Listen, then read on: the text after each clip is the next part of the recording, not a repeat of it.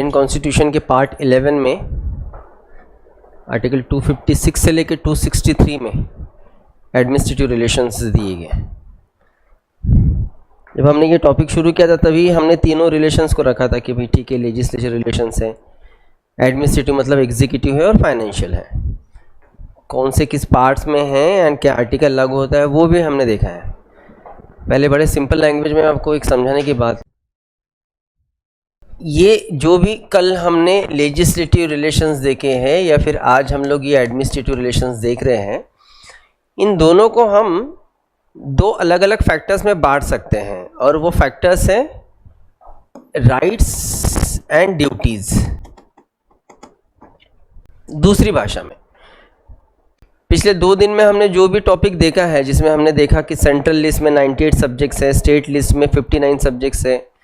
ये जो सब्जेक्ट्स हैं उस सब्जेक्ट्स को लेके सेंट्रल को सेंट्रल लिस्ट के सब्जेक्ट्स पे लॉ बनाने का राइट है, स्टेट को स्टेट लिस्ट के सब्जेक्ट पे लॉ बनाने का राइट है। तो वो जो सब्जेक्ट्स है ना वो है उनके राइट्स। और हम लोग जो एडमिनिस्ट्रेटिव रिलेशंस में देखने वाले हैं वो एडमिनिस्ट्रेटिव रिलेशंस में बेसिकली हम लोग देखने वाले हैं उनके ड्यूटीज़। कि भाई जैसे एग्जाम्पल लेते हैं कि यूनियन पब्लिक सर्विस कमीशन जो है वो सेंट्रल लेवल के पोस्ट निकालता है और स्टेट पब्लिक सर्विस कमीशन जो है वो स्टेट लेवल के निकालता है। तो स्टेट के लिए पोस्ट निकालना ये काम करना है महाराष्ट्र स्टेट के एमपीएससी को, और जो स्टेट गवर्नमेंट को कहीं ना कहीं आंसरेबल है क्योंकि ईयरली रिपोर्ट वो उनको देते हैं। तो भाई ये तो काम हुआ ना। Same union public service commission भी अपना काम कर रही है। तो इसको अच्छे से समझ जाओ कि ये जो चीज़ है ना जो हम लोग एडमिनिस्ट्रेटिव में देखेंगे वो एक्चुअली हम लोग देखेंगे कि स्टेट एंड सेंट्रल की ड्यूटीज़ क्या है। कल हमने जो देखा था या फिर कल परसों हमने जो भी देखा था वो थे उनके राइट्स, कि उनको लॉ मेकिंग का राइट है ये सब्जेक्ट पे। और एडमिनिस्ट्रेटिव में हमें देखना है कि उन्हें ये काम सौंपे है कॉन्स्टिट्यूशन की तरफ से। तो बड़ा स्पेसिफिकली दोनों को हमने डिवाइड कर दिया कि जो लेजिस्लेचर चीज़ें थे वो राइट्स पे डिपेंड करते थे और जो एडमिनिस्ट्रेटिव है वो ड्यूटीज़ पे। अब दूसरी भाषा में आप मुझे ये समझाने की कोशिश कीजिए कि आपके पास भी आपके कुछ राइट्स हैं, आपके पास भी आपके कुछ ड्यूटीज़ हैं।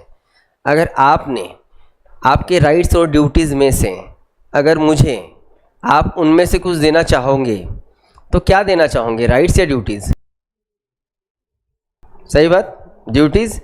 भाई हम हमारे राइट्स को शेयर नहीं करेंगे, लेकिन हमें जो काम सौंपे गए हैं हम चाहेंगे कि हम उसको सरका दें कि भाई तू कर लेना, ठीक है, क्लियर। तो ये जो पूरा एडमिनिस्ट्रेटिव स्ट्रक्चर जो है या फिर एडमिनिस्ट्रेटिव रिलेशन है ये सेंट्रल एंड स्टेट की ड्यूटीज़ की बात करता है।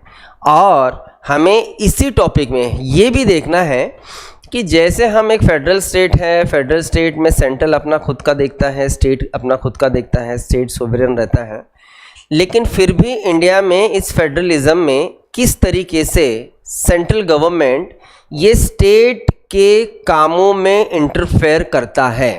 और हर बार जो उनका काम है, मतलब जो उन्हें करना चाहिए था और वो करने के लिए रेडी भी है, लेकिन फिर भी सेंट्रल का कहीं ना कहीं इंटरफेयर दिखता है। तो बेसिकली अगर ये पूरा टॉपिक अगर हम लोग देखें, मैं एक लाइन में उसको ख़त्म कर दूं, इस पूरे टॉपिक में एडमिनिस्ट्रेटिव रिलेशंस में हमने ये देखना है कि सेंट्रल कहाँ पे स्टेट के कुछ पर्टिकुलर बातों में इंटरफेयर करता है, जो कहीं ना कहीं हमें ये भी प्रूव करके देगा कि हमारा फेडरलिज्म जो है वो बहुत ही जो कमज़ोर है, क्योंकि सेंट्रल का इंटरफेरेंस ज़्यादा है। जो फेडरलिज्म मजबूत है वहाँ पे हमें सेंट्रल का इंटरफेरेंस नहीं दिखना चाहिए, लेकिन अगर हमारा फेडरलिज्म ही कमज़ोर होगा तो सेंट्रल हर बात पे कहीं ना कहीं इंटरफेरेंस हमें दिखाएंगे। तो उनका इंटरफेरेंस कहाँ पे है ना, हमने बस वो पढ़ना है, वही समझना है और कुछ नहीं करना है। लेकिन जैसे हमने ये कहा कि जैसे ये जो एडमिनिस्ट्रेटिव चीज़ें हैं ये बेसिकली ड्यूटीज़ का मामला है, तो समझते हैं कि सेंट्रल को अगर स्टेट की तरफ अपने कुछ ड्यूटीज ट्रांसफर करना है या फिर स्टेट को अगर सेंट्रल की तरफ अपने कुछ ड्यूटीज ट्रांसफर करना है तो वो कैसे कर सकते हैं, उसे समझने की पहले कोशिश करते हैं।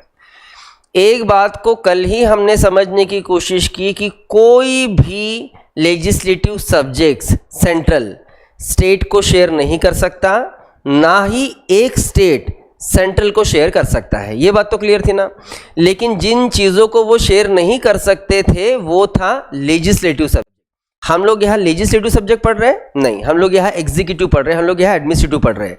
तो कोई एडमिनिस्ट्रेटिव सब्जेक्ट को, और एडमिनिस्ट्रेटिव सब्जेक्ट मतलब क्या, तो काम, ड्यूटी, कोई एडमिनिस्ट्रेटिव सब्जेक्ट को सेंट्रल स्टेट के तरफ कैसे ट्रांसफर कर सकता है और स्टेट सेंट्रल के तरफ कैसे ट्रांसफर कर सकता है, उसके लिए कॉन्स्टिट्यूशनल प्रोविजंस क्या है वो पहले हम लोग समझते हैं, वो चीज़ हम लोग पहले समझने की कोशिश करते हैं। जैसे एग्जाम्पल लेंगे, एग्जाम्पल पहले हम लोग स्टेटमेंट देखते हैं कि अगर सेंट्रल गवर्नमेंट को अपना कोई भी काम स्टेट गवर्नमेंट के तरफ अगर सौंपना है तो इस ड्यूटी को ट्रांसफर करने के लिए प्रेसिडेंट का रोल जो है वो इंपॉर्टेंट हो जाएगा। देखो क्या प्रोसीजर है, कॉन्स्टिट्यूशन में क्या प्रोविज़न किया गया है। कॉन्स्टिट्यूशन का प्रोविज़न ये है कि प्रेसिडेंट स्टेट गवर्नमेंट से कंसर्न करके और स्टेट गवर्नमेंट से परमिशन लेके, फिर से रिपीट करता हूँ, प्रेसिडेंट स्टेट गवर्नमेंट से कंसर्न करके और स्टेट गवर्नमेंट से परमिशन लेके सेंट्रल का कोई भी काम उस पर्टिकुलर स्टेट को ट्रांसफर कर सकता है। एक सिंपल एग्जांपल दूं और फिर हम लोग समझते हैं कि किस तरीके से ये ट्रांसफर हो रहा है। जैसे रेलवेज, ये भाई सेंट्रल का मामला है कि स्टेट का मामला है? सेंट्रल का है, लेकिन रेलवेज जहाँ जहाँ से जाती है वो तो लैंड सेंट्रल का तो होगा नहीं, जाते तो स्टेट से है। फिर एग्जांपल लेते हैं, सिर्फ हम लोग महाराष्ट्र की अगर बात करें तो महाराष्ट्र में हम लोग जितने जोन्स देखते हैं इंडिया में, रेलवे जोन्स 18 जोन्स हैं, उस 18 जोन्स में से 2 मेजर जोन जो है उसका हेडक्वार्टर महाराष्ट्र में है। एक है वेस्टर्न रेलवे चर्च गेट में, दूसरा है सेंट्रल रेलवे आपके शिवाजी छत्रपति टर्मिनल में। इसके अलावा नागपुर जंक्शन की बात करें तो नागपुर जंक्शन ये पूरे देश भर में सबसे इम्पोर्टेंट जंक्शन हो जाता है। मतलब एक तो रेलवेज ऊपर से नीचे जाएंगी या फिर रेलवे ईस्ट टू वेस्ट जाएंगी, लेकिन नागपुर जंक्शन ऐसा है जहाँ से नॉर्थ टू साउथ भी जाते हैं और ईस्ट टू वेस्ट भी जाते हैं, इसलिए देश का एकमेव डायमंड क्रॉसिंग नागपुर में है।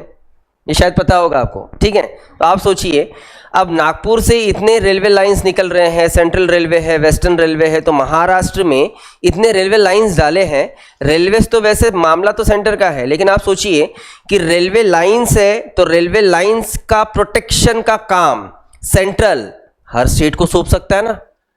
मान रहे वो कि भाई ठीक है रेलवे लाइंस हम डालेंगे, लेकिन प्रोटेक्शन कौन देखेगा? तो प्रोटेक्शन का काम तो उन्हें सौंपना पड़ेगा ना कहीं। तो अब उसी एग्जाम्पल को लेके चलो, अब देखा जाए तो वो सब्जेक्ट है सेंट्रल का, तो उसका प्रोटेक्शन भी सेंट्रल ने करना चाहिए था। लेकिन यहां हम लोग देख रहे हैं एडमिनिस्ट्रेटिव सब्जेक्ट्स, और एडमिनिस्ट्रेटिव सब्जेक्ट को सेंट्रल टू स्टेट और स्टेट टू सेंट्रल ट्रांसफर कर दिया जा सकता है, कोई बड़ी बात नहीं है।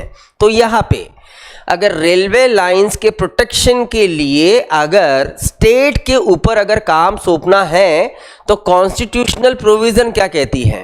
कॉन्स्टिट्यूशनल प्रोविजन ये कहती है कि देश के प्रेसिडेंट उस स्पेसिफिक पर्टिकुलर स्टेट से कंसर्न करके और स्टेट से परमिशन लेके सेंट्रल गवर्नमेंट का कोई भी ड्यूटी उस स्टेट के तरफ ट्रांसफर कर सकता है।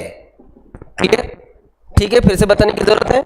और वही अगर हमें उल्टा जाना है, मतलब अब इस बार स्टेट का कोई ड्यूटी अगर सेंट्रल को देना है, स्टेट का कोई ड्यूटी अगर सेंट्रल को देना है, तो यहां पे देखो कि किस तरीके से चलेगा। ये स्टेट हुआ, ये सेंट्रल गवर्नमेंट हुआ, और अब इन दोनों के बीच में मीडिएटर जो आएगा वो रहेगा उस स्टेट का गवर्नर। पहले एग्जांपल दूं, पहले मैं आपको एग्जांपल, हर स्टेट का अपना अपना पब्लिक सर्विस कमीशन है, वो अपने लेवल पे जो है वो पोस्ट रिक्रूट करते हैं, कैंडिडेट्स रिक्रूट करते हैं। स्टेट का अलग है, सेंट्रल का अलग है। लेकिन देखो बहुत बार क्या होता है, जैसे एग्जांपल लो, एक कॉमन एग्जांपल लेता हूँ। महाराष्ट्र में कुछ नए पोस्ट इन्हें निकालना है। मैं नए पोस्ट बोल रहा हूँ, मैं ये नहीं बोल रहा हूँ कि ऑलरेडी वो मतलब वो पोस्ट हैं उसके लिए एग्जामिनेशन, नहीं, उन्हें कुछ नए पोस्ट ही निकालना है, क्रिएट करना है। और सेम महाराष्ट्र से लेके और एक स्टेट है छत्तीसगढ़ भी सोच रहे हैं कि हम भी हमारे स्टेट के लिए ऐसे नए पोस्ट जो है वो रिक्रूट करें।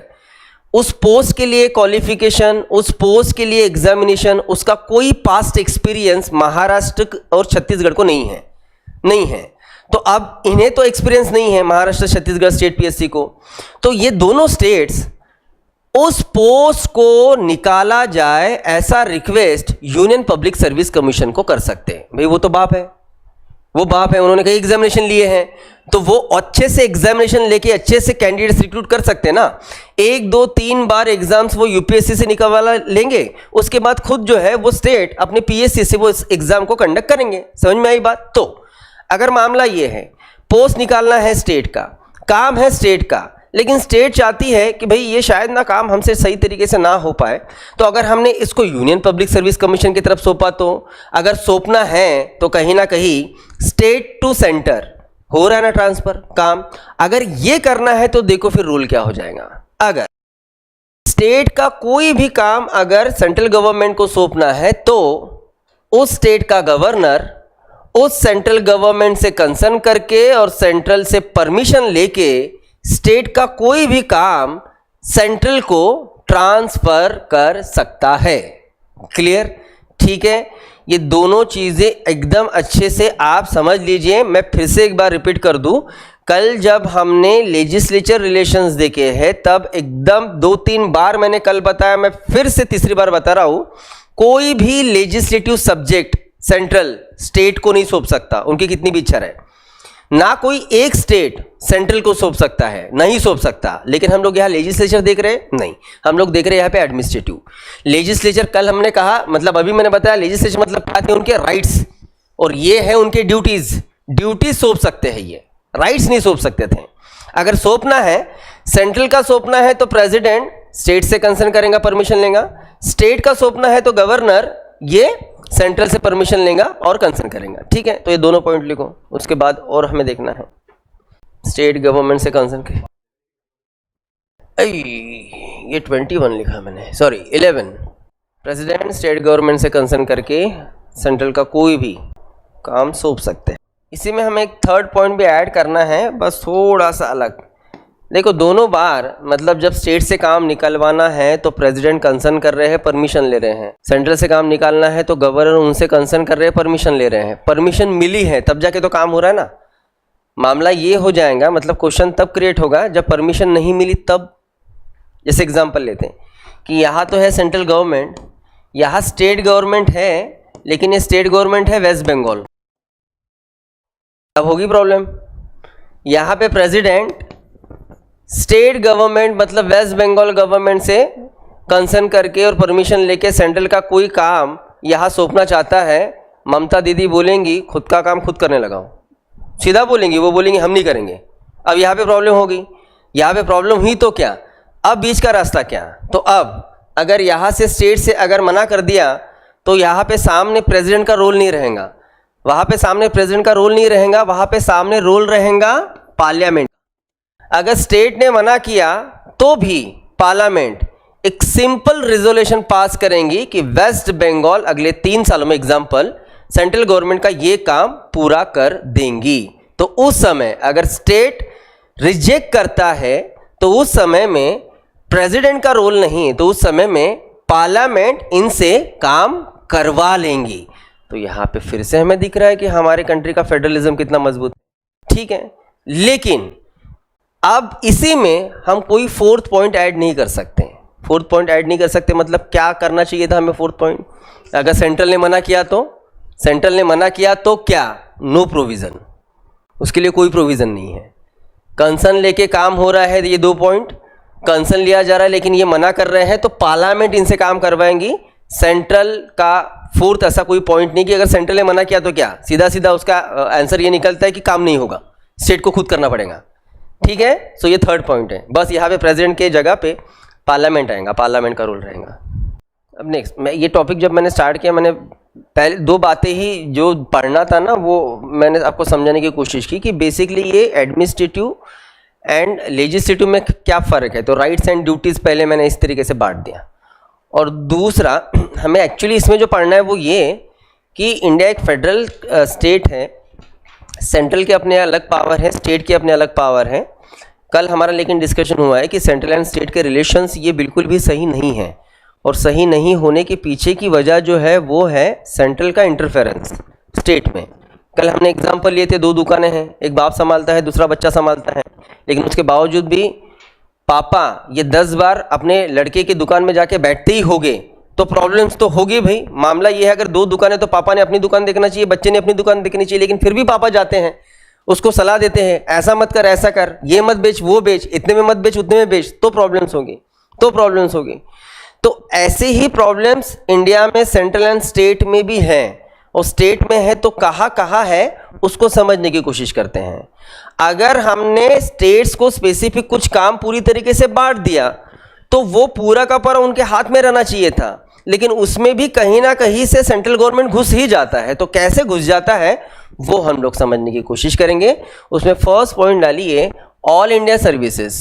देखिए वही पॉइंट है कि सेंट्रल लेवल पे यूपीएससी एक कमीशन है जो एग्ज़ाम्स लेगा, स्टेट लेवल पे पब्लिक सर्विस कमीशन है जो एग्ज़ाम्स लेंगे, लेकिन इसके बावजूद भी कुछ सर्विसेज ऐसे हैं जिन्हें हम लोग ऑल इंडिया सर्विसेज कहते हैं।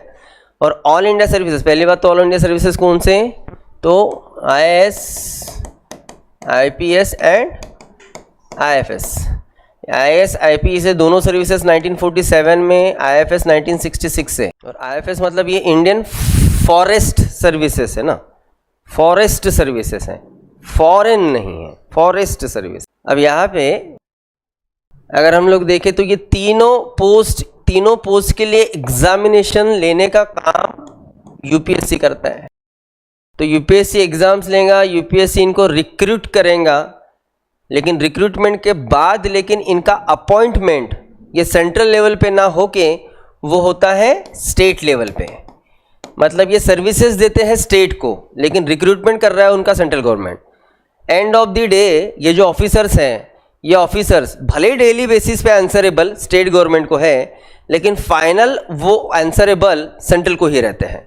मामला ये है। तो मामला वही कि बात तो ये हो गया यहाँ पे कि भाई पापा ने कोई एजेंट भेजा है और जो एजेंट भेजा है उससे ही बच्चे को सामान खरीदना पड़ रहा है, ऐसे ही हो रहा है ना। यहाँ मामला ये है कि अगर स्टेट के लिए स्टेट पब्लिक सर्विस कमीशन है तो स्टेट के सारे पोस्ट जो है वो उस पीएससी से निकलना चाहिए था, लेकिन फिर भी यूपीएससी अगर रिक्रूटमेंट करके यहाँ पे स्टेट में अपॉइंटमेंट हो रहा है तो ये कहीं ना कहीं स्टेट के, जिसको कहेंगे हम लोग कि उनका जो रिस्पॉन्सिबिलिटी था, उनके जो रिस्पॉन्सिबिलिटीज थे उसमें ये इंटरफेरेंस है। ठीक है, तो ये फर्स्ट पॉइंट हुआ इंटरफेरेंस का। इसके अलावा नेक्स्ट डालिए public service commission state, article 315। तो यहाँ एक इम्पोर्टेंट बात कि किसी भी स्टेट पब्लिक सर्विस कमीशन की बात करें, जैसे एग्जांपल लेंगे कि MPSC, Maharashtra public service commission. Maharashtra public service commission के एक चेयरमैन हो गए और कुछ बाकी मेंबर्स होंगे। हर स्टेट के मेंबर्स ये वेरी करेंगे, ठीक है, मतलब उसका कोई फिक्स नंबर नहीं है। आप स्टेट का छोड़ दो, आप यूनियन पब्लिक सर्विस कमीशन का ही कोई फिक्स नंबर नहीं है, हम लोग बाद में पढ़ेंगे। लेकिन जो भी चेयरपर्सन है और जो भी मेंबर्स हैं, इनका अपॉइंटमेंट कौन करेगा?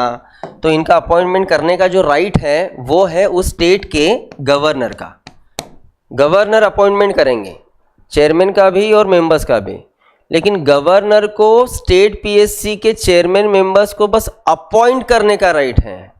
अगर किसी कारण उनको पद से हटाना है, उनका अगर रिमूवल करना है, फिर वो मेंबर रहे या फिर चेयरमैन रहे, तो उनके रिमूवल का राइट लेकिन उस स्टेट के गवर्नर का नहीं है। भले ही वो है स्टेट पीएससी, लेकिन चेयरमैन मेंबर्स को गवर्नर पोस्ट से नहीं हटा सकते। तो बेसिकली ये राइट सिर्फ और सिर्फ प्रेसिडेंट का है। तो यहाँ फिर से हमें इंटरफेरेंस दिख रहा है सेंट्रल गवर्नमेंट का कि अपॉइंटमेंट तो ठीक है भाई, गवर्नर कर रहा है मतलब स्टेट की तरफ से हो रहा है, लेकिन उनका रिमूवल स्टेट नहीं कर सकता, वो सिर्फ और सिर्फ प्रेसिडेंट कर सकते हैं। इसके अलावा यूनियन पब्लिक सर्विस कमीशन और स्टेट पब्लिक सर्विस कमीशन के अलावा हमें और एक पब्लिक सर्विस कमीशन दिखता है जो हम कहते हैं joint public service commission, JPSC. ये अगर हमने 2 स्टेट के लिए एक ही कॉमन कमीशन अगर अपॉइंट करना है तो हम लोग कर सकते हैं। ऐसा नहीं है कि पार्लियामेंट खुद होके कर सकता है। जैसे एग्जांपल दूं, अगर महाराष्ट्र स्टेट और छत्तीसगढ़ स्टेट दोनों चाहते हैं कि भाई हमारा एक ही कमीशन रहे, तो दोनों स्टेट ने सेंट्रल गवर्नमेंट को रिक्वेस्ट करना है। दोनों ने अगर रिक्वेस्ट किया तो फिर इनके लिए एक जॉइंट पब्लिक सर्विस कमीशन जो है वो अपॉइंटमेंट करेगा। लेकिन बात वही है कि स्टेट के लिए joint public service commission appoint करने का राइट ये पार्लियामेंट को है। मतलब यहां फिर से हमें सेंट्रल गवर्नमेंट का रोल दिख रहा है। जुडिशरी में हमें सेंट्रल का इंटरफेरेंस दिखता है क्या? तो देखिए ना, जैसे देखा जाए कि ब्रिटिश रूल में जितने भी हाई कोर्ट्स बने थे, मतलब जब देश आज़ाद हुआ तो 8 हाई कोर्ट्स थे तब। तो वो जो हाई कोर्ट्स थे ना, वो प्रॉपर प्रोविंसेस के लिए थे। जैसे बॉम्बे प्रोविंस के लिए बॉम्बे हाई कोर्ट था, मद्रास प्रोविंस के लिए मद्रास हाई कोर्ट था, बंगाल प्रोविंस के लिए कलकत्ता हाई कोर्ट था। अब ये जो प्रोविंस थे वही आज़ादी के बाद स्टेट बने। तो सीधा सीधा मामला था कि भाई पहले प्रोविंस के लिए एक इंडिविजुअल हाई कोर्ट था, अब वही प्रोविंस से स्टेट बने तो वही हाई कोर्ट फिर स्टेट के हो गए, राइट। और अगर हम लोग मेन कॉन्स्टिट्यूशन देखें तो कॉन्स्टिट्यूशन में भी यही लिखा है कि एक इंडिविजुअल स्टेट के लिए एक इंडिविजुअल हाई कोर्ट रहेगा। लेकिन कुछ ही सालों में, मतलब 1956 में 7th अमेंडमेंट होता है, और 7th अमेंडमेंट ये कहता है कि भाई ऐसा नहीं है कि हर एक इंडिविजुअल स्टेट के लिए एक इंडिविजुअल हाई कोर्ट रहेगा। 2 स्टेट्स या मोर देन 2 स्टेट्स के लिए एक हाई कोर्ट भी रह सकता है, और ये 2 स्टेट्स के लिए एक हाई कोर्ट रहेगा, ये डिसीजन पार्लियामेंट लेता है। तो या फिर से सेंट्रल गवर्नमेंट का इंटरफेरेंस, 2 स्टेट के लिए एक ही हाई कोर्ट। इससे वही बात है कि हम कहते हैं कि हाई कोर्ट्स ये स्टेट लेवल के सुप्रीम कोर्ट रहते हैं ना, उस स्टेट के लिए वो एकदम सुप्रीम हो गया। अगर इनका रीजन, अगर स्टेट है या फिर स्टेट का कुछ स्पेसिफिक टेरिटरी है, तो फिर इनके जजेस का अपॉइंटमेंट और रिमूवल के राइट्स हमने स्टेट को देना था या फिर हमने गवर्नर को देना था। लेकिन हाई कोर्ट के किसी भी जज का अपॉइंटमेंट ये गवर्नर नहीं करते, तो वो करते हैं प्रेसिडेंट। और इन पे अगर इम्पीचमेंट भी चलाना हो तो उसमें भी स्टेट का कोई रोल नहीं रहता, वो देखेगा पार्लियामेंट।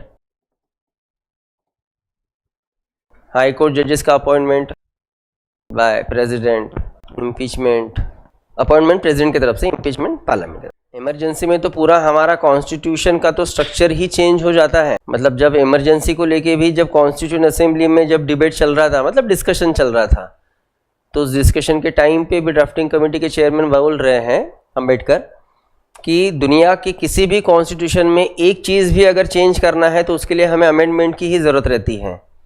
इंडियन कॉन्स्टिट्यूशन को बदलने के लिए भी अमेंडमेंट की ही ज़रूरत है। लेकिन जब नेशनल थ्रेट अगर कुछ पैदा होता है तो उस सिचुएशन में हमारे कॉन्स्टिट्यूशन में कोई अमेंडमेंट ना करके कॉन्स्टिट्यूशन का नेचर लेकिन पूरी तरीके से ऑटोमेटिकली चेंज हो जाता है। और वो इतना कि जो फेडरलिज्म स्ट्रक्चर है हमारे कंट्री का, वो कंप्लीटली चेंज होके यूनिटरी हो जाता है। अब आप सोचो कि फेडरलिज्म जब तक था तब तक कैसा होगा, और यूनिटरी हो गया तो अब कैसा होगा। जब तक वो फेडरलिज्म था तो सेंट्रल के साथ साथ स्टेट को भी इम्पोर्टेंस होगा, लेकिन आज वो यूनिटरी हुआ तो स्टेट को कोई इम्पोर्टेंस नहीं। लेकिन ये जो इतने चेंजेस हो रहे हैं उसके लिए कोई अमेंडमेंट करने की जरूरत नहीं रहती है। जब तक इमरजेंसी चल रहा है ये सिचुएशन वैसे ही रहती है। ऑटोमेटिकली हमारा फेडरलिज्म का अंत होके यूनिटरी सिस्टम शुरू हो जाता है। जब हम लोग पढ़ेंगे इमरजेंसी तो आपको और अच्छे से समझ में आएगा। लेकिन ड्यूरिंग इमरजेंसी क्या क्या इफेक्ट जो है वो स्टेट के राइट्स पे आता है, हम लोग एक एक करके समझने की कोशिश करेंगे। जैसे आर्टिकल 352 है तो नेशनल इमरजेंसी है, 356 है प्रेसिडेंशियल रूल, आर्टिकल 360 है तो फाइनेंशियल इमरजेंसी। कल ही हमने देखा है कि जब नेशनल इमरजेंसी लगता है तब सेंट्रल स्टेट लिस्ट के किसी भी सब्जेक्ट पे वो लॉज बना सकते हैं, कोई किसी का परमिशन लेने की ज़रूरत नहीं है। इसके अलावा नेशनल इमरजेंसी के टाइम पे सेंट्रल गवर्नमेंट सारे स्टेट्स को ऑर्डर दे सकते हैं कि उन्होंने उनके पावर्स कैसे यूज़ करना है, अपने राइट्स कैसे यूज़ करना है, आपने क्या करना है और क्या नहीं करना है। नॉर्मल कंडीशन में सेंट्रल इस तरीके से ऑर्डर नहीं दे सकते हैं, लेकिन अगर इमरजेंसी का टाइम है तो बिल्कुल वो दे सकते हैं, कोई प्रॉब्लम। इसके अलावा अगर प्रेसिडेंशियल रूल है तो उस टाइम पे भी स्टेट लिस्ट पे तो बिल्कुल सेंट्रल गवर्नमेंट ही लॉ लाएगा। लेकिन उस टाइम पे उस स्टेट का अगर बजट रखना है तो स्टेट का बजट भी सेंट्रल गवर्नमेंट ही रखेगा, दिल्ली में रखा जाएगा वो, अगर वहाँ पे प्रेसिडेंशियल रूल लगा है तो। ठीक है, तो प्रेसिडेंशियल रूल में एटलीस्ट ये 2 चीज़ें। और अगर फाइनेंशियल रूल अगर लागू है तो स्टेट्स को फाइनेंशियल ट्रांजैक्शंस को लेके ऑर्डर्स सेंट्रल गवर्नमेंट देगा। हमें ये जो सारी चीज़ें जो है इमरजेंसी की वो पढ़ना है, लेकिन जैसे एग्जांपल लेंगे। अच्छा, ये देखिए, पहली बात तो अगर फाइनेंशियल इमरजेंसी लागू होती है तो इस तरीके से ऑर्डर सेंट्रल देता ही है और स्टेट को मानना भी पड़ता है। आप सोचिए कि जब कोविड का टाइम था तो ठीक है भाई, जो पब्लिक सर्विस मतलब जो सर्वेंट है, मतलब पेरेंट्स आपके सर्वेंट हो गए तो ठीक है, आपको इतना बहुत कुछ फाइनेंशियली शायद समझ में नहीं आया होगा, लेकिन जिनके घर में बिजनेस है, मतलब जो कहीं ना कहीं अपना बिजनेस चला के जो है वो घर चलाते हैं, उनको कोविड का टाइम बहुत अच्छे से याद है, क्योंकि उन्होंने बहुत कुछ झेला है उस टाइम पे। मतलब सारी मतलब दुनिया ही कहते हैं जिसको रुक गई क्या है ना, ऐसी सिचुएशन आ गई थी। आप सोचिए कि अगर बिजनेस नहीं है, मतलब हम लोग दुकान ही नहीं चला सकते, पैसा नहीं आएगा, तो वो जो कंडीशन था उन लोगों के लिए वो था एक टाइप का फाइनेंशियल थ्रेट या फिर फाइनेंशियल क्राइसिस। उस टाइम पे हमारे घर के पेरेंट्स ने हमारे घर में इसी तरीके से फाइनेंशियल इमरजेंसी लागू की थी, और ड्यूरिंग उस टाइम पे बिल्कुल ऊपर से ऑर्डर आते थे, एक भी पैसा बेवजह खर्च नहीं करना चाहिए आपने, ये बिल्कुल ऑर्डर आते थे। तो बच्चे मानते भी थे क्योंकि मालूम था कि भाई हाल बड़े बेहाल है ना। तो उसी तरीके से जब फाइनेंशियल क्राइसिस देश पे आते हैं तो सेंट्रल गवर्नमेंट स्टेट को कहते हैं कि बजट कम करो, इतना पैसा खर्च मत करो, पैसा बचाओ, सैलरीज कट डाउन किए जाएंगे। याद रखना, प्रेसिडेंट से लेके सारे बड़े लोगों के सैलरीज हम कभी काट नहीं सकते, बस उसको बढ़ा सकते हैं। बस एक ही सिचुएशन में उनके सैलरीज कम हो सकते हैं, और वो है फाइनेंशियल इमरजेंसी। ठीक है, तो उस टाइम पे ऑर्डर ये देंगे सेंट्रल। ठीक है, इसके अलावा अदर फंक्शंस में हम लोग देखेंगे कि जैसे सेंट्रल का कहाँ का इंटरफेरेंस दिखता है। जैसे अगर हम लोग देखें कि स्टेट है, स्टेट सोवेरियन है, स्टेट का एग्जीक्यूटिव ऑफिसर गवर्नर है, लेकिन गवर्नर का अपॉइंटमेंट कौन करेगा? प्रेसिडेंट। यहाँ फिर से सेंट्रल से स्टेट के एग्जीक्यूटिव ऑफिसर का, एग्जीक्यूटिव हेड का अपॉइंटमेंट होता है। इसके अलावा एक और कॉन्स्टिट्यूशनल इंस्टीट्यूशन जो 1993 में बना है, जिसको हम लोग कहते हैं स्टेट इलेक्शन कमीशन। इसके पहले हमने इसके ऊपर डिस्कशन किया है कि नहीं किया है कभी? ये पहली बार सुन रहे कि ऐसा स्टेट का भी इलेक्शन कमीशन रहता है? कभी बात नहीं हुई इस पर? ठीक है, हम देखने वाले हैं कि सेंट्रल का ऐसा सेंट्रल इलेक्शन कमीशन ऐसा वर्ड ही यूज़ नहीं करते हम लोग। आर्टिकल 324 से बस हम लोग बात करते हैं इलेक्शन कमीशन की, लेकिन उस इलेक्शन कमीशन के अलावा 324 आर्टिकल इलेक्शन कमीशन के अलावा और एक इलेक्शन कमीशन है जिसे हम लोग कहते हैं state election commission. Article 243K और 243Y में इसका प्रोविज़न है। ये हम लोग बाद में पढ़ेंगे जब हम लोग लोकल बॉडीज़ पढ़ेंगे। किस लेवल किस स्टेज के इलेक्शंस कंडक्ट करता है वो भी हमें अच्छे से समझना है। लेकिन ये स्टेट का इलेक्शन कमीशन है। इलेक्शन कमीशन है तो यहाँ इस इलेक्शन कमीशन के इलेक्शन कमिश्नर भी रहेंगे। इलेक्शन कमिश्नर रहेंगे तो इलेक्शन कमिश्नर का अपॉइंटमेंट गवर्नर ही करेंगे, लेकिन गवर्नर सिर्फ उनका अपॉइंटमेंट कर सकते हैं, उनके रिमूवल को लेके प्रोसीजर के बारे में प्रेसिडेंट डिसीजन लेते हैं। इलेक्शन कमिश्नर का appointment bye governor, removal by president. तो जितने पॉइंट्स हमने यहाँ रखे उसमें से आधे पॉइंट्स भी अगर आपको याद रहे और आपने लिखे आंसर्स में तो वेल एंड गुड, तो आप मतलब उसको प्रेजेंट कर पाओगे कि क्यों सेंट्रल एंड स्टेट के रिलेशंस में इतने प्रॉब्लम्स हमें दिखते हैं, क्योंकि इतने इंटरफेरेंस हैं। ठीक, तो ये हुए एडमिनिस्ट्रेटिव रिलेशंस। लास्ट में हम देखने वाले हैं फाइनेंशियल रिलेशंस। 2 मिनट में ख़त्म होते हैं फाइनेंशियल रिलेशन। अब ये जो फाइनेंशियल रिलेशंस है बस उसी मतलब जो हमने लेजिस्लेचर रिलेशंस देखा था ना, बस वैसे ही है। मतलब वैसे ही हमें सेंट्रल लिस्ट देखना है, स्टेट लिस्ट देखना है, कॉन्करेंट लिस्ट देखना है एंड आपका रेसिड्यूरी पावर्स देखना है। बस इसमें जो सब्जेक्ट्स रहेंगे वो प्रॉपर किसके रिलेटेड हो गए, तो देखो हम लोग रिलेशंस ही देख रहे हैं फाइनेंशियल। तो इसमें जैसे अगर हम लोग देखें, जैसे सेंट्रल लिस्ट में जब हम लोग देखें जितने भी सब्जेक्ट्स मिलेंगे उसका रिलेशन होगा सीधा सीधा टैक्स से। जैसे सेंट्रल लिस्ट में हमें इनकम टैक्स दिखेगा, कॉर्पोरेशन टैक्स दिखेगा, सेंट्रल सेल्स टैक्स दिखेगा, ठीक है, तो वो हुए उसके सब्जेक्ट्स। ठीक, तो सारे टैक्स को लेके सब्जेक्ट्स ये यहाँ पे हमें मिलने वाले हैं। तो सेम यहाँ पे भी हम सेंट्रल लिस्ट और सेम ही है, सेंट्रल लिस्ट में जो भी सब्जेक्ट्स है वो टैक्स लागू करने का राइट, वसूल करने का राइट, यूज़ करने का राइट, ये सेंट्रल का, स्टेट का स्टेट, कॉन्करेंट में दोनों करेंगे, और रेसिडुअरी पावर्स किसके हाथ में रहेंगे? सेंट्रल के हाथ में, ठीक है। तो जब कॉन्स्टिट्यूशन लागू हुआ तब से लेके, तो जिसको हम लोग बोल रहे हैं कि अब तक 2017 तक सेंट्रल लिस्ट में टोटल नंबर ऑफ सब्जेक्ट जो थे वो थे 15। Income tax, corporation tax, central sales tax, ऐसे अलग अलग टैक्स मिला के 15 सब्जेक्ट्स थे। लेकिन 2017 के जीएसटी ने तो जो सब्जेक्ट्स निकाले, कौन कौन से थे? 92 एंड 92C, जिस कारण आज अगर हम लोग देखें तो इस लिस्ट में हमें 13 सब्जेक्ट्स मिलते हैं।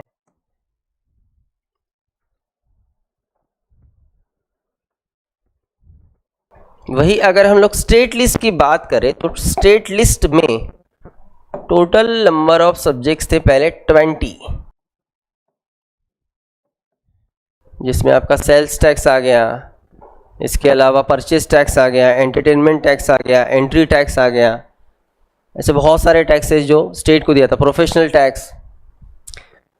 लेकिन सेम 2017 के जीएसटी ने 2 सब्जेक्ट्स निकाले हैं, 52 एंड 55, जिस कारण आज स्टेट लिस्ट के सब्जेक्ट्स हमें मिलते हैं टोटल नंबर ऑफ 18।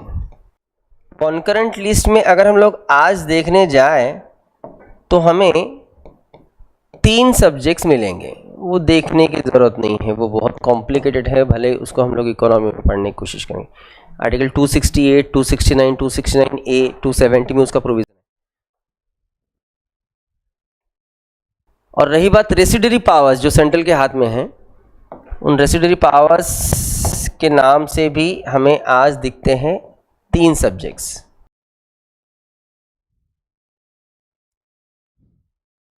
वो 3 सब्जेक्ट्स में एक है gift tax, expenditure tax and wealth tax. देखा जाए तो आज इसमें से एक भी टैक्स जो है वो लागू नहीं है, बंद कर दिए गए। लेकिन है, मतलब आज भी, मतलब हम लागू नहीं कर रहे हैं, उसको रोक दिया गया है, लेकिन है वो आज भी रेसिडुअरी में।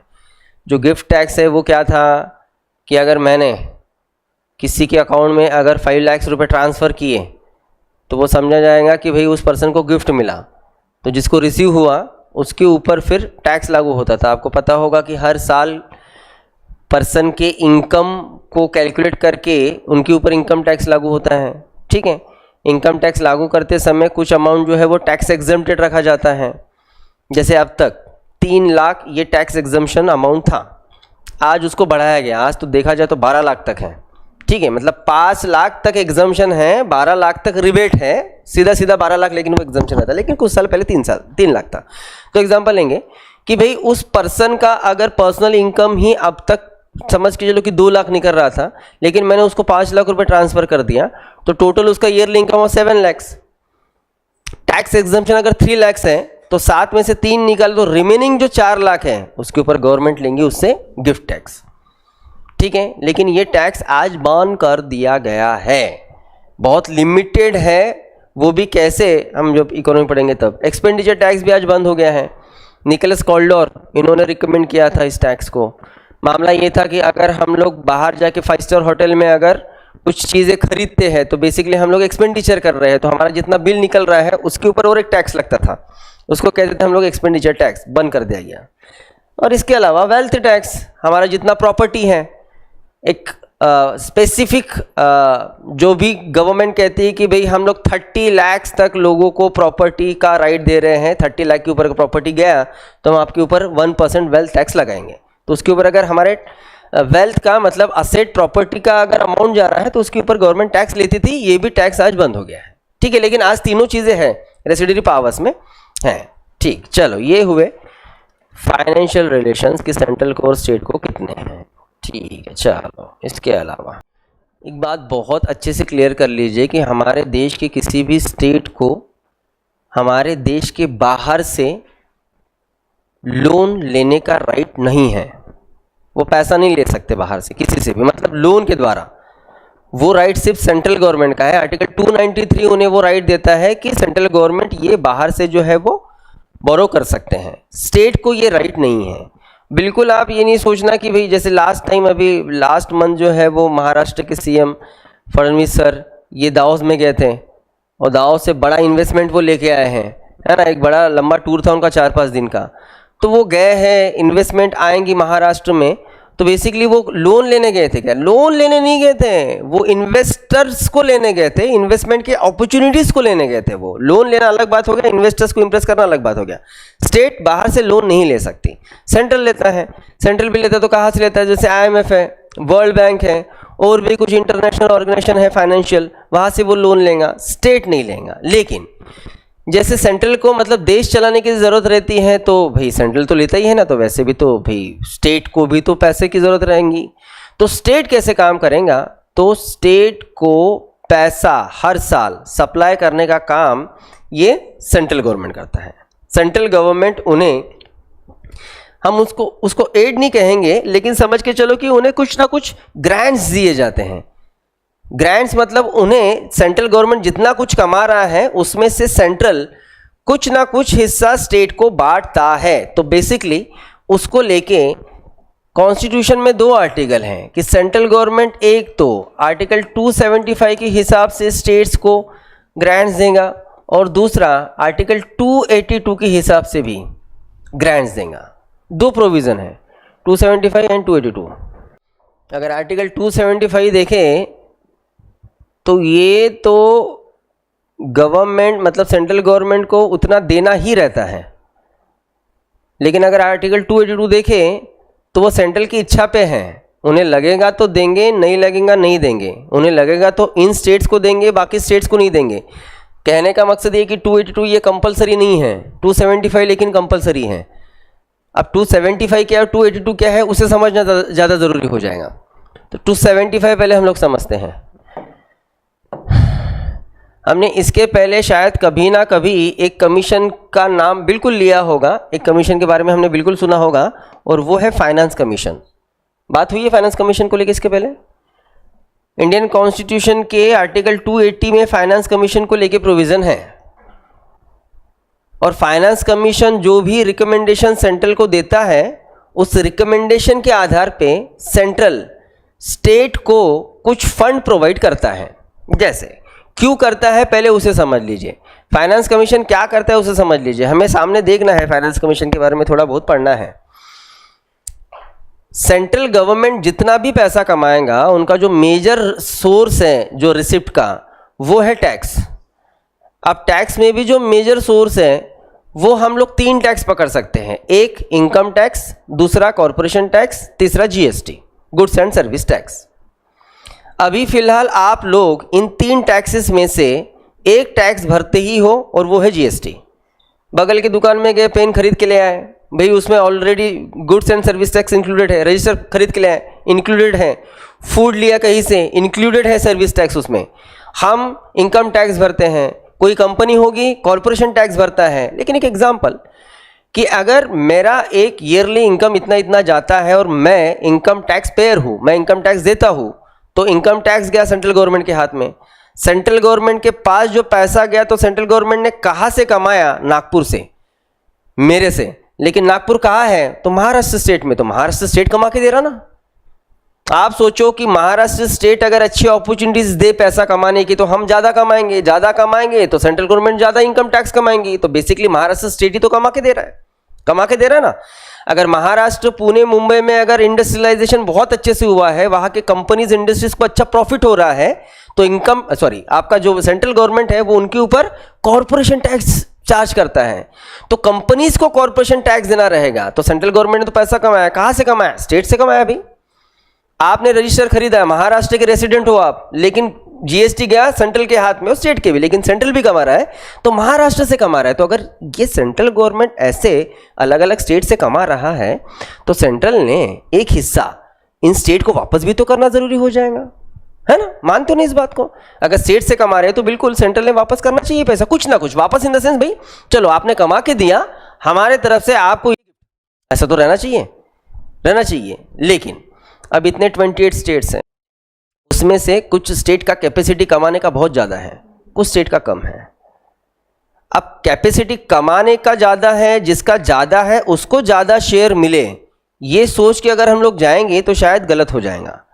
हमें ये भी देखना पड़ेगा कि जैसे 28 स्टेट्स हैं, ठीक है, कैपेसिटी एग्जांपल लेते हैं, महाराष्ट्र का कैपेसिटी अच्छा है, गुजरात का कैपेसिटी अच्छा है, तमिलनाडु का, कर्नाटक का बहुत अच्छा कैपेसिटी है कमाने का, सिक्किम का लेकिन नहीं है, यूपी का नहीं है इतना, बिहार का इतना नहीं है। उनकी कैपेसिटी कम है और क्या ज़्यादा ज़रूरत है उनको, उनकी क्या खामियां हैं, या फिर उनको कैपेसिटी कम है और उनको नीड्स ज़्यादा है। समझ में ये बात? और अगर उनको नीड्स ज़्यादा है तो भाई महाराष्ट्र से कमा रहे, ठीक है, महाराष्ट्र को भी एक हिस्सा तो देंगे, लेकिन जिनको ज़्यादा नीड्स है उनको ज़्यादा देना चाहिए ना, ज़्यादा देना चाहिए। लेकिन किसके कितने क्या नीड्स है उसको भी तो एग्जामाइन करना पड़ेगा। तो उसको एग्जामाइन करने का काम करता है फाइनेंस कमीशन, और फिर अपना एक रिपोर्ट वो सेंट्रल गवर्नमेंट को देता है, और फिर उसमें बताता है आप महाराष्ट्र को इतना परसेंट दीजिए, यूपी को इतना दीजिए, बिहार को इतना दीजिए, सिक्किम को इतना दीजिए, गोवा को इतना दीजिए। एक परसेंटेज वाइज वो पूरे स्टेट का बताएगा कि आप उन स्टेट्स को इतना इतना देंगे, ठीक है। और अब जो रिपोर्ट आई है, रिकमेंडेशन सेंट्रल को मिले हैं, सेंट्रल उस परसेंटेज के हिसाब से उन्होंने जितना भी ईयरली इनकम कमाया है, समझ के लो फाइनेंस कमीशन बोल रहा है कि आपने जितना कमाया ना उसमें से 1% महाराष्ट्र को दे दीजिए। तो जितना कमाया उसमें से 1% निकाल के महाराष्ट्र को दे दिया जाएगा, 0.5% समझ के चलो गोवा को दे दिया जाएगा, 1.5% समझ के चलो यूपी को दे दिया जाएगा, जितना परसेंटेज बोला है। तो ये लगभग कंपलसरी है, कंपलसरी नहीं है लेकिन सेंट्रल गवर्नमेंट देता ही देता है। तो ये जो ग्रांट्स दिए जा रहे हैं स्टेट को वो मिल रहे हैं आर्टिकल 275 से। मतलब आर्टिकल 280 से फाइनेंस कमीशन जो रिकमेंडेशन सेंट्रल को दे रहा है, उस रिकमेंडेशन के आधार पे सेंट्रल स्टेट को जो ग्रांट्स दे रहा है वो जा रहे हैं आर्टिकल 275 के हिसाब से। 282 क्या है देखते हैं, पहले ये लिखो फाइनेंस कमीशन के रिकमेंडेशन पे, ठीक। अब आर्टिकल 282 समझते, जो कंपलसरी नहीं है वो स्टेट को मिलेगा, हर स्टेट को कॉमनली इक्वल मिलेगा या फिर क्या होगा वो बोल नहीं सकते, लेकिन पहले तो समझ लो कि वो किस हिसाब से जाता है, फिर आपको पता चलेगा बहुत बार। लेकिन 282 ही इंपॉर्टेंट हो जाता है, अभी नहीं रहा उसका इंपॉर्टेंस, लेकिन पहले तो था। जैसे एग्जाम्पल मतलब एक ही बात, इसको जैसे आर्टिकल 275 को फाइनेंस कमीशन लागू हो रहा है ना, वही लागू हो रहा है ना, वैसे आर्टिकल 282 को लागू होता है 5 years प्लान्स। अब ये क्या था ये शायद सबको पता होगा, 5 years प्लान्स क्या थे। गवर्नमेंट, सेंट्रल गवर्नमेंट हमारे इंडियन इकोनॉमी के डेवलपमेंट के लिए जो लॉन्ग टर्म्स प्लान लाते थे, जो 5 साल के लिए लागू करते थे। हम लोग एक टारगेट रखते थे कि इन 5 सालों में हमने जीडीपी का इतना ग्रोथ रेट जो है वो मेंटेन करना है, और टारगेट रखने के बाद फिर हम लोग प्रोग्राम्स चलाते थे कि उसको मेंटेन करना है तो क्या, तो ये शुरू करो, वो शुरू करो, इंडस्ट्रियलाइजेशन करो, ये सारी चीज़ें हम लोग करते थे। आज तक ऐसे हमने 12 5 years प्लान चलाए। 12th 5 years प्लान 2012 से लेके 17 तक चला। 17 के बाद कोई प्लान इंडिया में नहीं चला, मतलब 5 year प्लान के नाम से, क्योंकि मोदी जी ने उस पूरे सेक्टर को ही चेंज कर दिया। उन्होंने कहा कि ज़रूरत नहीं है, हम अलग तरीके से डेवलपमेंट करेंगे, तो उनका अलग तरीका है। पहले प्लानिंग कमीशन था जो 5 year प्लान बनाता था, प्लानिंग कमीशन को डिसॉल्व कर दिया गया, आज नीति कमीशन है। 1 जनवरी 2015 से नीति कमीशन जो है वो वर्किंग में, आज नहीं है लेकिन पहले जब था 5 years प्लान। तो मैं जैसे एग्जांपल दूं, फर्स्ट 5 year प्लान 1952 से लेके 57 तक चला। इस 5 year प्लान में हमने मेजर डैम्स प्रोजेक्ट्स इंडिया में शुरू किए। जैसे हमने सतलज रिवर पे भाखरा नानगल ये बड़ा डैम बांध दिया, और जो भाखरा नानगल जो डैम हमने बांधा है उसके चलते इंडिया के 4 मेजर स्टेट्स का वाटर सप्लाई बढ़ गया, जिसमें एक था हिमाचल, एक था हरियाणा, दूसरा था पंजाब और चौथा था राजस्थान। एक प्रोजेक्ट फायदा 4 स्टेट्स को हो रहा है ना। इसके अलावा फिर हम गए उधर वेस्ट बंगाल में हमने पकड़ा दामोदर, और दामोदर में हमने दामोदर प्रोजेक्ट डाल दिया, दामोदर रिवर पे, वहां पे एक अलग डैम बना। इसके अलावा फिर हम गए हीराकुंड, और हीराकुंड मतलब महानदी रिवर जो बहती है उड़ीसा से, वहां पे हमने हीराकुंड डैम, जो मिट्टी का डैम है हमारे देश का पहला, वो डैम बांध दिए। तो आप सोचिए, अगर वहां डैम बांधा जा रहा है तो उस स्टेट में इन्वेस्टमेंट हो रहा है ना, इन्वेस्टमेंट हो रहा है, अरे एम्प्लॉयमेंट बढ़ रहा है ना, तो उस स्टेट को पैसा ही तो मिल रहा है इनडायरेक्टली। हमने पहले 5 ईयर प्लान में इन स्टेट्स के लिए पैसा खर्च किया, नेक्स्ट 5 ईयर प्लान में हम और कोई स्टेट्स के लिए पैसा खर्च करेंगे।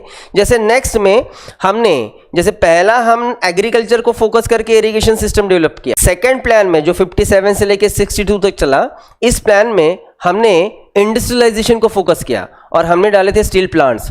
पहला स्टील प्लांट पड़ा था उस टाइम एमपी था, आज छत्तीसगढ़ है, आपको पता होगा भिलाई में बहुत बड़ा एक स्टील प्लांट है, वो सेकंड 5 ईयर प्लान में भिलाई का स्टील प्लांट शुरू किया, दुर्गापुर का स्टील प्लांट शुरू किया, सालेम का, ऐसे कई स्टील प्लांट्स अगर हम लोग शुरू कर रहे हैं तो हम इन्वेस्ट कर रहे हैं कहाँ, स्टेट में। तो स्टेट में पैसा तो जा रहा है, एम्प्लॉयमेंट जनरेशन होगा, उसका प्रॉफिट बढ़ेगा, तो वो जो एक टाइप का ग्रांट्स मिलता है 5 ईयर प्लान का, वो गवर्नमेंट, सेंट्रल गवर्नमेंट देता है आर्टिकल 282 से। ठीक है, हाथ में नहीं दिया जाता है, ये तो हाथ में मिल रहा है, ये हाथ में नहीं दिया जा रहा है, लेकिन वहाँ इन्वेस्ट किया जा रहा है। ठीक है, तो सीधा लिखो 5 ईयर प्लान से कंसर्न है। यहाँ पे जो बेसिक पॉइंट्स हैं सेंट्रल एंड स्टेट रिलेशंस के, वो हमारे फिनिश हो गए। पूरी तरीके से फिनिश नहीं हुआ, बेसिकली हमने तो यहाँ पे सेंट्रल एंड स्टेट के ही रिलेशंस देखे, हमने अभी स्टेट और स्टेट के भी रिलेशंस पढ़ना बाकी है और हमने यूनियन टेरिटरी भी पढ़ना बाकी है, वो तो हम लोग कल देखेंगे ही।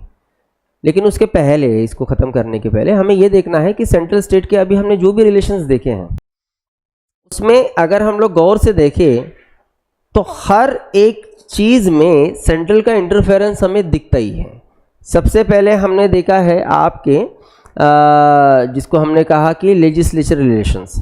तो लेजिस्लेचर रिलेशंस में ठीक है, हमने कहा कि स्टेट लिस्ट के खुद के अपने एक सब्जेक्ट्स हैं और उस सब्जेक्ट्स पे स्टेट जो है वो लॉ बनाएगा। लेकिन कल ही हमने पढ़ा कि 5 ऐसे टाइप है जिसमें सेंट्रल गवर्नमेंट वो घुस ही जाता है, इंटरफेरेंस है। कॉन्करेंट लिस्ट जिसमें स्टेट और स्टेट मतलब सेंट्रल एंड स्टेट दोनों लॉ बना सकते हैं, लेकिन हमने उसमें भी देखा कि अगर दोनों लॉ सेम है तो कोई प्रॉब्लम नहीं, लेकिन अगर डिफरेंट है तो सेंट्रल का ही माना जाएगा। और कितनी भी कोशिश कर ले, वहाँ पे स्टेट ने प्रेसिडेंट का कंसर्न लेके अगर वो लॉ लागू भी कर दिया, फिर भी end of the day central फिर से पार्लियामेंट में वो एक्ट पास करके उस स्टेट के लिए उन्हीं का लॉ लागू कर सकता है। तो यहाँ पे भी सेंट्रल का इंटरफेरेंस। लेजिस्लेचर आपके एग्जीक्यूटिव रिलेशंस देखे, एडमिनिस्ट्रेटिव रिलेशंस, उसमें भी सेंट्रल का कहीं ना कहीं इंटरफेरेंस है। तो ये जो इंटरफेरेंस है, इस कारण सेंट्रल एंड स्टेट के रिलेशंस बहुत ज़्यादा कॉम्प्लिकेटेड हो चुके हैं, बहुत ज़्यादा प्रॉब्लम्स इनमें बढ़ चुके हैं। और भी कुछ रीजंस है जिस कारण इन दोनों गवर्नमेंट के बीच में बहुत सारे कॉन्फ्लिक्ट्स है। तो वो क्या कॉजेस हैं कि जिस कारण सेंट्रल एंड स्टेट के रिलेशन जो है वो दिन ब दिन खराब होते जा रहे हैं, उन कॉजेस को हमें देखना है। तो हेडिंग आप ये दीजिए कि causes of conflicts between central and state. इसको लेके तो हमने डिस्कशन गवर्नर के टाइम पे ही कर लिया है, देखा जाए तो, अगर आपको याद होगा अच्छे से। बहुत बार सेंट्रल एंड स्टेट के रिलेशन जो खराब होते हैं उसमें गवर्नर का रोल बहुत इंपॉर्टेंट है। बहुत बार गवर्नर का रोल वहाँ पे एक निगेटिव रोल हमें दिखता है, और निगेटिव रोल रहने के पीछे का कारण ही ये रहता है कि भाई उन्हें अपॉइंट कर रहे हैं प्रेसिडेंट कंसर्न ले रहे हैं सेंट्रल गवर्नमेंट का, सेंट्रल गवर्नमेंट वही बंदा भेजेगा जो उनके पार्टी से बिलोंग करता है। अब जिस स्टेट में गवर्नर का अपॉइंटमेंट हो रहा है उस स्टेट में भी वही अगर पार्टी रूलिंग पार्टी होगी सेंट्रल गवर्नमेंट की ही, तो कोई प्रॉब्लम नहीं। लेकिन एग्जांपल लेते हैं कि दिल्ली में सेंट्रल गवर्नमेंट बीजेपी है और वेस्ट बंगाल में तृणमूल कांग्रेस है, तो वहाँ जो गवर्नर अपॉइंट करेंगे भाई वो गवर्नर तो अपने खाने के दांत पहले दिन से ही दिखाना शुरू कर देगा, सीधा सीधा मामला है। और दूसरी बात कि उस पर्सन की जितनी भी इच्छा रहे कि नहीं भाई मैं कॉन्स्टिट्यूशनल पोस्ट पे हूँ और इसलिए मैं ऐसे कोई बुरे काम नहीं करूँगा, मैं अपने हिसाब से करूँगा, तो भी नहीं कर पाएगा, वो नहीं कर पाएगा। मतलब यहाँ पे अगर उन्होंने, उस गवर्नर ने स्टेट गवर्नमेंट के अच्छे कामों को सपोर्ट करना जिस दिन शुरू किया, उस दिन रातों रात उसका एक तो ट्रांसफर कर दिया जाएगा या फिर उसका रिमूवल हो जाएगा, क्योंकि उसका रिमूवल भी प्रेसिडेंट कभी भी कर सकते हैं। गवर्नर के टाइम पे आपने लिख के रखा है कि उसका जो टर्म है वो फिक्स नहीं है, वो प्रेसिडेंट की इच्छा पे है, अपॉइंटमेंट प्रेसिडेंट करते हैं। इसके अलावा इनका रिमूवल का कोई प्रोसीजर नहीं है, प्रेसिडेंट कभी भी इनको उनके पद से हटा सकते हैं। तो ये बहुत ही अनसर्टेन पोस्ट है, इसलिए जो बंदा जाएगा वो सीधा सीधा ऊपर से ऑर्डर जो आ रहे हैं वो फॉलो करेगा, वो अपनी कोई मनमानी वहाँ नहीं चलाएगा।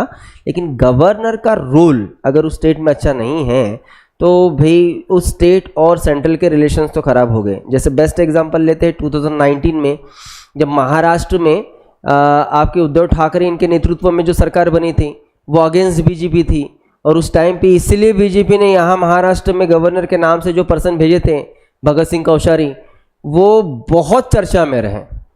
उनके स्टेटमेंट्स, उनके मतलब उन्होंने जो मीडिया को दिए हुए जो भी स्टेटमेंट्स है वो बहुत डिस्कशन का वो मतलब पॉइंट बन गए थे।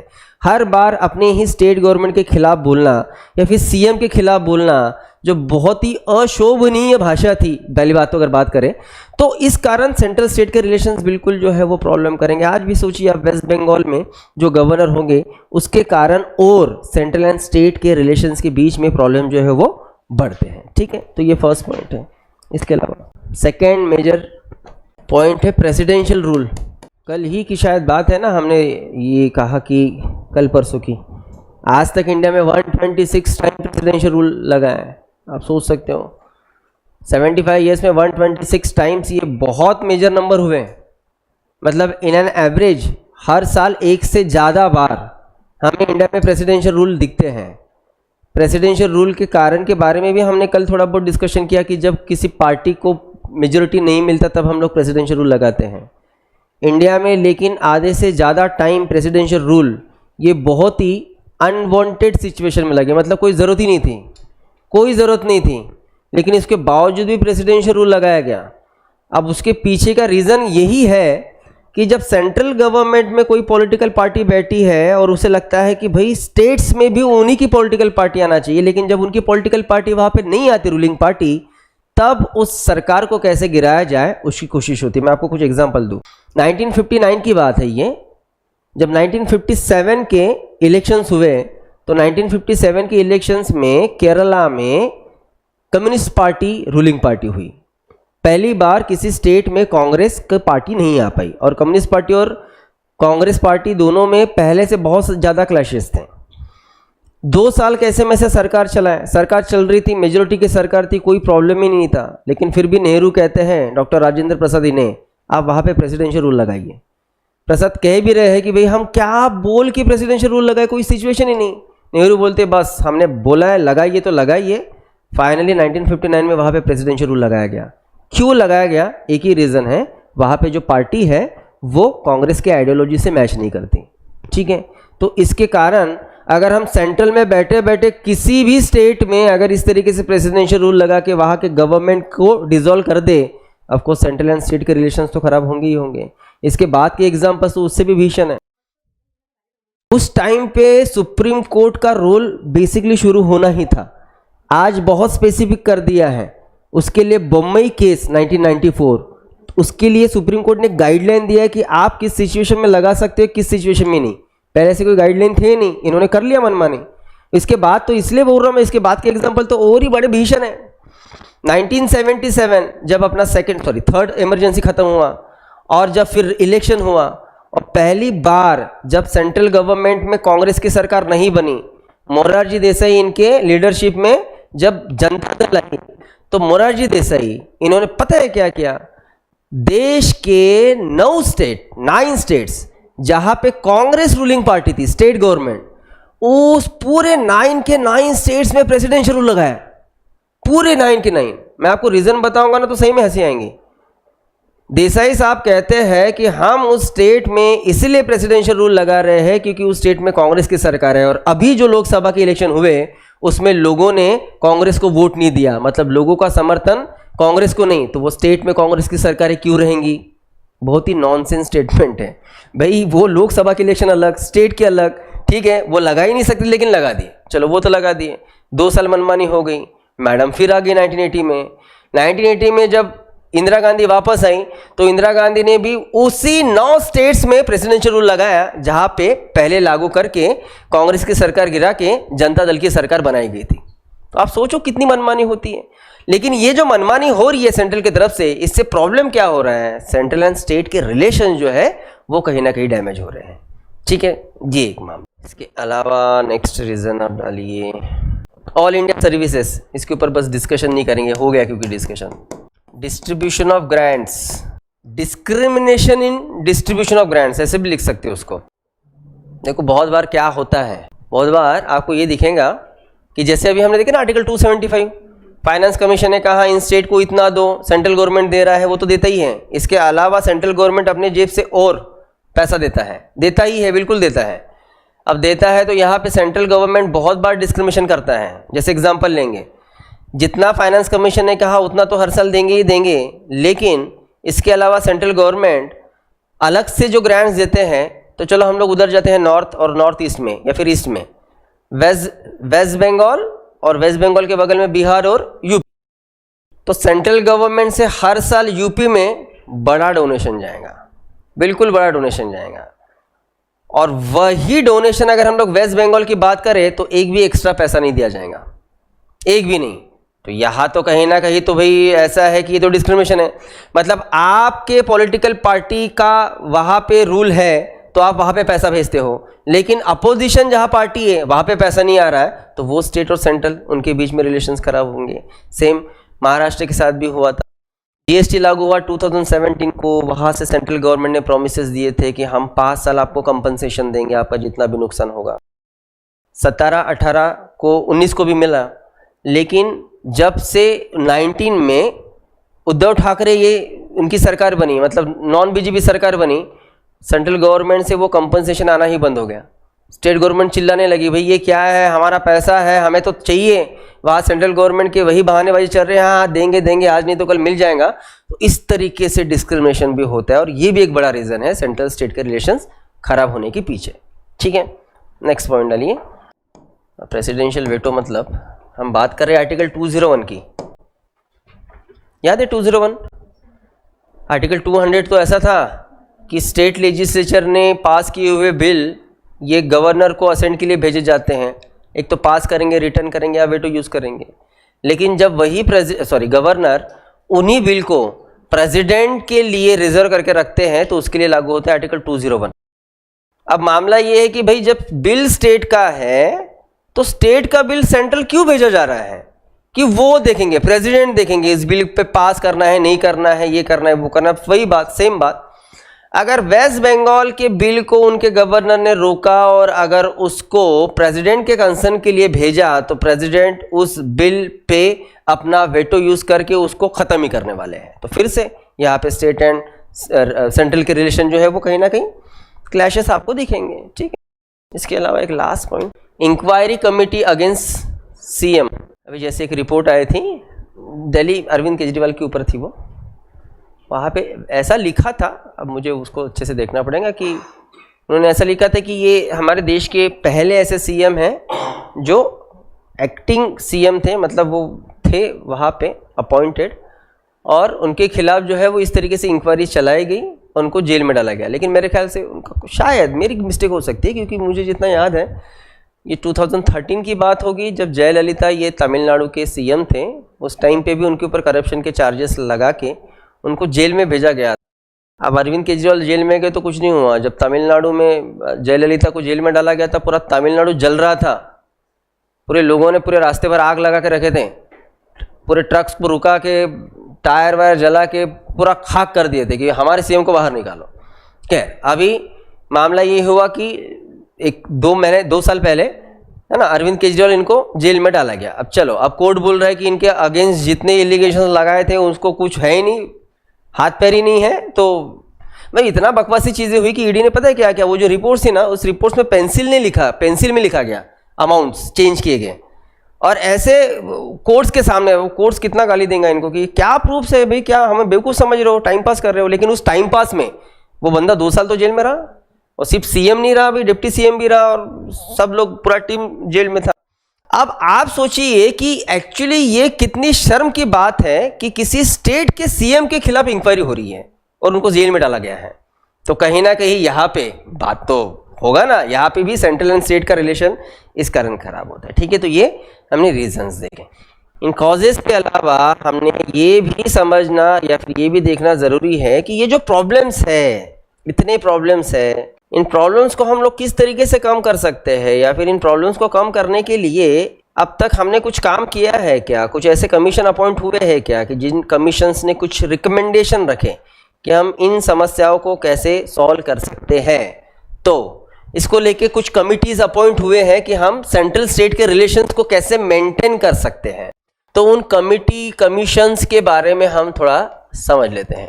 कि आज तक किन कमिटीज़ और किन कमीशंस ने इसको लेके कुछ रिकमेंडेशन दिए हैं। फर्स्ट टाइम दिया था 1966 में ARC ने, ARC एडमिनिस्ट्रेटिव रिफॉर्म कमीशन। वैसे ये कमीशन एडमिनिस्ट्रेशन में हम लोग रिफॉर्मेशन कैसे ला सकते हैं ना, इसको लेके था, लेकिन इसके बावजूद भी सेंट्रल एंड स्टेट के रिलेशंस को लेके इस कमीशन ने अपनी बातें रखी थी। और जो कुछ इनके रिकमेंडेशन थे उसमें से एक जो सबसे इम्पोर्टेंट बात इन्होंने रखी थी कि हम कैसे प्रॉब्लम सॉल्व कर सकते हैं, तो उन्होंने इंटर स्टेट